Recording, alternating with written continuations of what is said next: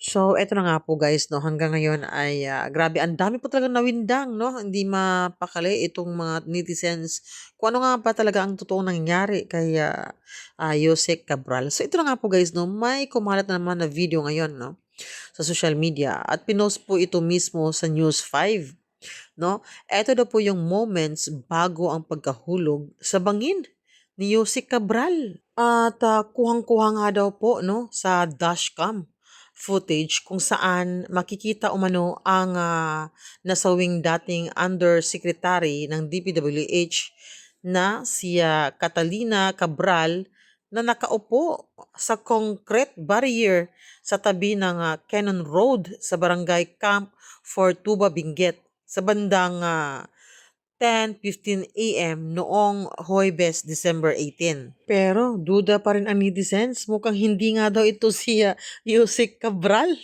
Ano, parang multo daw at, marami din pong naniniwala na imposible naman kung mag-a-unwind itong si, Yusek Cabral at gusto magpahangin, bakit diyan pa talaga sa tabi ng kalsada sa barrier uupo? Napakadelikado diyan at, takot po 'yan siya sa bangin. Siya po mismo ang nagsabi, ayan guys, oh, kita niyo yung arrow, 'yan. Siya ba 'yan? Oh, 'di ba? Kayo naniniwala po ba kayo na siya 'yan? 'Di ba guys, nakakalito hanggang ngayon ay hindi pa rin malinaw sa atin kung ano nga pa talaga ang nangyari. Etong si John Vic Rimula, gusto nga niyang habulin ito, kahit patay na. Etong si Yusek Cabral kung patay na nga ba talaga. Alam na nga niyang patay na, bakit hahabulin pa niya ito? Sabi pa niya, hindi ka poprotektahan ng kamatayan, mas malaking kahihiyan ang idudulot ng iyong pamilya. Harapin mo ang mga paratang laban sa iyo. O di ba nakakalito? Nakakabaliw, di ba? Well, siguro po, sapat na yan na ako'y pinag-iisip ko kayo kung sino makikinabang doon sa pagpanaw ni Yusek Cabral. Siguro naman, kayo'y kumbinsado na hindi rin tumalon si Yusek Cabral. Bakit? Kasi nagkaroon siya ng interview bilang isang distinguished female engineer nang sinasabi niya, meron talaga siyang fear of heights, phobia. Ang tao ba na merong fear of heights ay talagang sisinghot ng malinis na hangin ng tabing bangil? O yan ba ay itinapon na lang sa bangil? Baka naman wala ng buhay nang tinapon na sa bangil. Ang sa akin, no, kababaeng tao ni Cabral, balidosa pa nga, ibig sabihin, hindi naman niya karatista, hindi naman niyang gaya ni Sara Duterte na talagang mambubugbog. Nakikita mo, balidosang balidosa, babaeng babae, mahinhin. Bakit ganun pa ang ginawang katapusan sa buhay ni Yusek Cabral? Ganong tahimik naman yung tao. So far, wala naman siyang dinadawit. At kung kakilala ko si Yusek Cabral, baka magpakulong na lang yan kesa kumanta pa. Dahil alam niya na kapag siya'y kumanta, baka siya mapatay. Ang masakit, mukhang namatay siya dahil merong ang gusto magpatahimik sa kanya. Hindi po ito ang kauna-unahang pagkakataon na merong pumanaw dyan sa DPWH dahil merong mga gustong itago na mga bagay-bagay. Meron na pong inhinero sa Ilocos. Nagtataka ba kayo kung bakit napatay? Abay, itong inhinerong ito, pinalabas din na aksidente daw. Pangalawa na itong pagkamatay na aksidente daw. Pero hindi naman kapanipaniwala ang mga circumstances para sabihin na talagang aksidente ang mga pangyayari. At meron pang isa na magsisiwalat sa ng katotohanan dyan sa Sorsogon. Patay din. Aksidente rin. Bakit kaya napakadaming mga aksidente ngayon sa mga engineers na nagtatrabaho sa DPWH, ngayong ang taong bayan ay galit na galit sa korupsyon dahil nga hindi lang sa flood control projects, kung hindi sa mga infrastructure projects na alam nating pinagkakakitaan ng mga politiko. Ano na nangyari sa Pilipinas? Kaisa-isang Kristiyanong bansa sa daigdig. And yet, nagkakaroon na ngayon ng mafia-style patayan para lamang mapatahimik ang mga nagpapatupad ng mga infrastructure projects Dahil tanging sila lang ang nakakaalam kung sino ang makakumita sa mga proyektong yan. Dahil sila mismo ang nagdi-deliver sa mga tao na kinakailangan pagdeliveran ng tongpats. Di ba ho nakakalungkot? Mafia-style killings ngayon sa Pilipinas sa panahon na sumisigaw para sa katarungan ang taong bayan.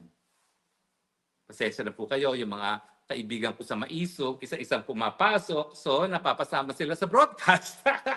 Okay lang po. Tatanungin ko sa kanila kung gusto nilang bumati. Okay? Pero kasama ko po ang mga Maisog at DDS. Sa akin po, malungkot ako. Kasi ang aking alaala naman kay Yusek Cabral, she was a very kind person. Kadalasan, hindi niya ako matulungan. Kasi ako naman, nung ako'y naging party list, wala naman akong kapit. At dahil nga party list ka, wala namang nagre-report sa iyong DE.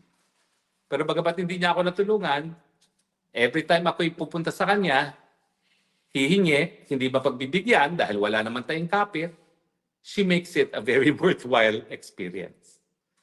She was genuinely nice, genuinely friendly, hindi naman siya plastic, willing to help, kaya lang, ina-explain din niya kung anong realidad. Na talagang ang mga nakapagbibigay lamang mga proyekto ay yung mga malalapit sa kusina. I will miss Yusek Cabral.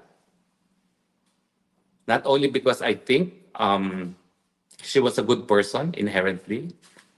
Hindi ko sinasabi na malinis siya, ha? Siyempre, yung korupsyon hindi dapat nangyari kung hindi pumapayag yung mga tao na gaya ni Yusek Cabral dahil siya nga yung nag-a-approve ng mga proyekto na hinihingi ng mga politiko na alam natin na kaya lang naman nare-request yung mga proyektong yan dahil pagkakakitaan nila.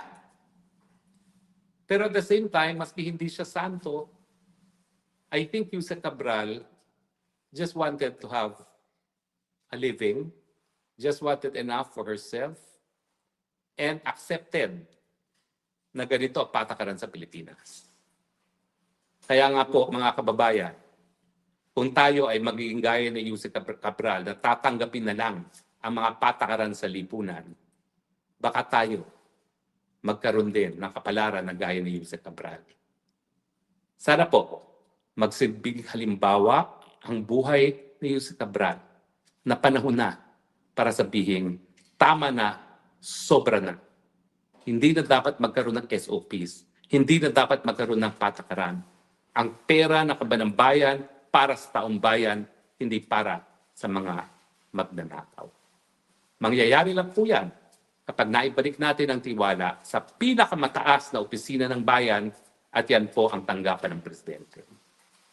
Patalsikin na po natin ang presidenteng kurap, patalsikin na po natin ang presidenteng bangag, patalsikin po natin siya sa pamamagitan ng mga mapapayapang mga pamamaraan, patalsikin po natin siya sa pamamagitan ng people power na nakasaad po sa ating saligang batas.